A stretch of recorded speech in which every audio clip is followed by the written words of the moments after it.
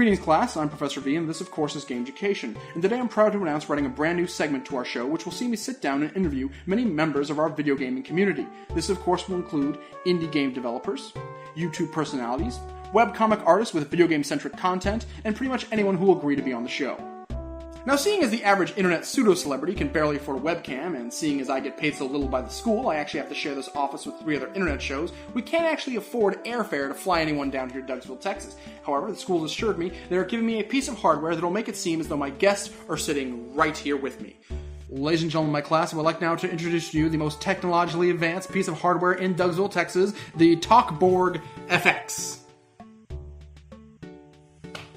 And it's made of cardboard. Excellent. Just,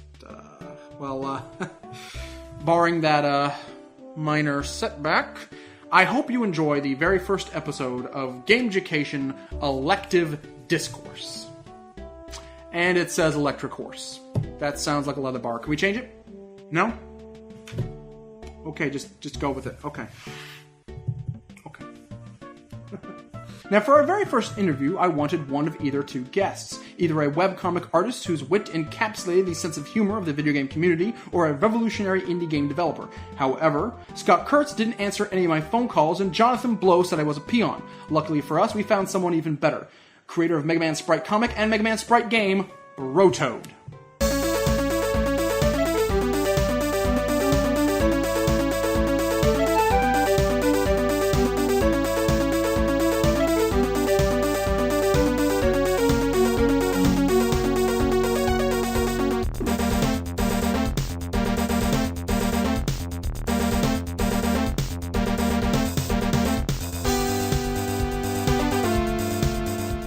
Thank you so much for being on the show today, Brotoad. First of all, why don't you describe Megaman Sprite comic for anyone who hasn't quite read it yet? What? Oh, it is basically where I throw away the barrier of canon to bring Mega Man and his friends out to their true potential. Now this all seems like such a, pardon my French, but a wacky interpretation of the Mega Man universe. What originally spawned the idea to create this? Basically, it's a parody of all those utterly shit Mega Man comics you see all over websites like Smack Jeeves.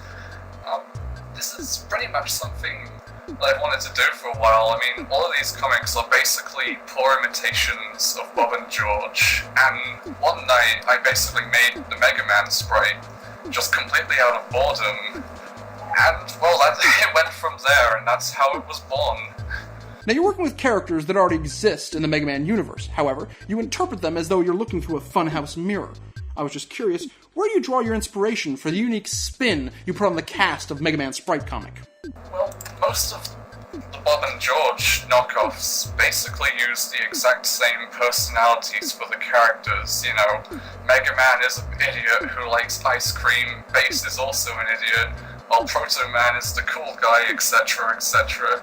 So, rather than use those and just make a crude parody, I thought I'd take it all to a different level, so Mega Man himself basically borders on misanthropy, while Uncle Proton is pretty much the least cool character to ever exist, and Bass is pretty much more a prop than anything else. Now, personally, my favorite character is Uncle Proton, your interpretation of Proto Man, who is overweight, middle-aged, has a broken leg, and is confined to a wheelchair. How exactly did he end up with a broken leg and in that wheelchair? Well, it all happened one day when he was riding around on his wheelchair, and he rolled off a cliff. And now his leg is permanently broken and he has to ride around in a wheelchair. I hope that cleared things up. Now, out of all these characters, which one is your absolute favorite to write for? Well, of all the characters in the comic, I pretty much absolutely love writing Uncle Proton, just because I think when I'm 70 years old, I think I'll be a lot like him, and he also pretty much bastardizes the original character more than anyone else. But aside from that, I'd say the actual character I like writing for the most is the author of the comic. Like, I like to think that these comics are being made by someone who legitimately has no grasp or really any understanding of the Mega Man series, what with the confused morals that accompany every comic. So it's essentially a role that I take on. Now, so far in Megaman Sprite comic, we've briefly seen Pharaoh Man and Cuts Man, and you have the recurring characters of Quick Man and Snake Man, but are there any more Robot Masters you want to introduce to the comics cast? Well, I found the comics where I add a new Robot Master to usually be the least funniest or forced or whatever, but I am planning on adding Ringman to the cast pretty soon. Now, the character Megaman has what some arguably could call a catchphrase, that being that he starts every conversation with the word what. Why is that? Well, basically, that was a complete accident. It was generally intended to be a generic response in the very first comic, and I forgot to remove it when I was pasting the characters in for the second one, and it just it fit into the same kind of response, and it just kind of stayed there, and it's now his catchphrase. Now, so far, Megaman Sprite comics seems to be very successful. But if you had to do it all over again, what other video game property do you think you'd tackle in webcomic form? Well, I'm actually planning on starting a new comic soon with the characters Halo and Metroid, but it won't be replacing the Sprite comic, so don't worry about that. Now, recently, you adapted a Megaman Sprite comic into Megaman Sprite Game, an indie game downloadable free on the PC. I was just curious, what brought this about? Clinical insanity, pretty much. What was the hardest part of the development process for this game? I'd say the hardest part was keeping the flow of the game. I had to make sure that there weren't too many things happening at once, as well as making sure there were no stretches where nothing happened. For example, the jungle area was originally pretty much just a straightforward walk from the start up to the volcano, but I added the Slashman area later in development when I realized that it was a completely unmemorable area without that. Now, your game is absolutely funny and a blast to play, but let's step back and look at the big picture. Where do you see your game standing in video game history? What role do you think it plays in the video game culture at large? I think that this game may honestly be the only video game anyone plays in the future. I mean, other games are good, sure, but I really don't think they have much to say. Megaman Sprite game, on the other hand, explores subject that nobody else has even scratched the surface of. I mean, when you really break it down, this is a game about humanity. Well, you certainly do have quite a healthy ego. Yeah, well, you know, all indie developers, they have to be full of themselves. It's pretty much the law. Now, fellow indie game developer Phil Fish once said, I don't remember the exact quote, but if you allow me to paraphrase, it was something along the lines of, the Japanese suck at making video games and they should give up. Well, here you are, someone who is obviously not of Japanese heritage. You've taken a now dormant Japanese property and based a game on it. Is this your way of agreeing with Mr. Fish? Are Japanese developers at any risk of extinction? Actually, I do not share Mr. Fish's sentiments. It's not just Japanese games that are bad.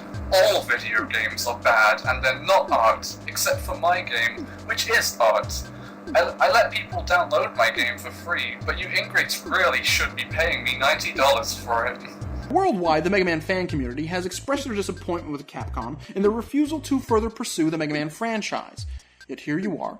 You create a Mega Man game completely from scratch. But instead of being met with universal adulation and praise, there are many members of the Mega Man fan community who meet your work with scorn and revulsion. If you could say anything to the Mega Man fan community as a whole, what would it be? Well, for the most part, actually, reception has been pretty positive. I love watching Let's Plays of the game and seeing how people react to it. In fact, I'm surprised at how many people have downloaded it, around 4,500 at this point. But to those of you who are genuinely upset at my interpretation of the franchise, I'm not sorry, and you can get bent if this is what you think is worth getting outraged at. Now, Mega Man Sprite game seems to be chock full of humorous references and Easter eggs, but do you think there are any particular gags that might be too obscure for most fans to get? Well, of course there's the one that Slashman looks like the character Tomba from the classic PlayStation 1 game. There are a few other references, such as Lama Lana, which I kind of reference by saying that the last dungeon is in fact a giant rocket. The robot enemies in there are pretty much design entirely of the Maximilian robot from the Black Hole, and Yamato Man is a complete parody of the classic anime space battleship Yamato. But aside from that, the only other major reference is that the bad ending you get in the game is pretty much a nod to how cryptic and arbitrary the conditions are to get the best ending in the game Cave Story. Speaking of the bad ending, what made you decide to put this in your game? Well, the game almost has literally no challenge, so I figured that adding some kind of obstruction to the game was necessary, so only the best players or the ones. It's time for the Reload Last Save Irrelevant Question Lightning Round, brought to you by Down Boy Dog Poison. Down boy, and stay down. If you could have one superpower, what would it be? The power to kill a child with no consequences. A strange Chinaman gives you a monkey's paw with one wish left. Knowing the wish will have ironic consequences, what do you wish for? I wish for my wish to have no ironic consequences. Who is your hero? Harlan Ellison. Hate! You've just been given a time machine and a crossbow. Who do you kill? I'd kill myself as a baby just to see what happens. What is the best video game ever made? Vinny the Vol's Existential Nightmare. Spell what a fart sounds like without actually using the word fart. P-B-B-B-B-R-R-R-B-B-R-B-R-B-R-T. Does the inevitability of death terrify you? No, the inevitability of death is terrified of me. This has been the Reload Last Save Irrelevant Question Lightning Round, brought to you by Down Boy Dog Poison. Why don't you make sleeping dogs lie? I greatly apologize for that. Apparently I don't have as much control over this show as I thought I did. Well, what's the future for Megaman Sprite comic and Megaman Sprite game? Where do you want to take these properties? Well, a sequel to the game is not on the cards, I'm afraid. I don't think I can bring anything to the game in a sequel that wasn't already there. It would probably end up just being a disappointment. As for the comic itself, I'm not sure how much longer I can keep it on for, to be honest. But I'll be sure that if it does come to an end, it will not be disappointing. And finally, for the members of my class who admire your work, do you have any advice for anyone who wants to become a webcomic artist or an indie game developer? Basically, do whatever the hell you want, really. If something as stupid as my game can gather some attention, then pretty much anything can, no matter how ridiculous the concept. Thank you so much for appearing on the show today, Brotoad. And if you would like to check out Megaman Sprite comic, you can check it out right here. And I also strongly urge you to download Megaman Sprite game, what is quite possibly the funniest indie game ever made. If you yourself would like to appear on the show, please send us an email at reloadlastsave@gmail.com with the subject Professor V Interview, or send us a message at Twitter at reloadlastsave. For Ravlats.com, reloadlastsave.com, this has been Professor V, and this has been Gameducation Elective Discourse. Elective Avenue? That's kind of a dated reference.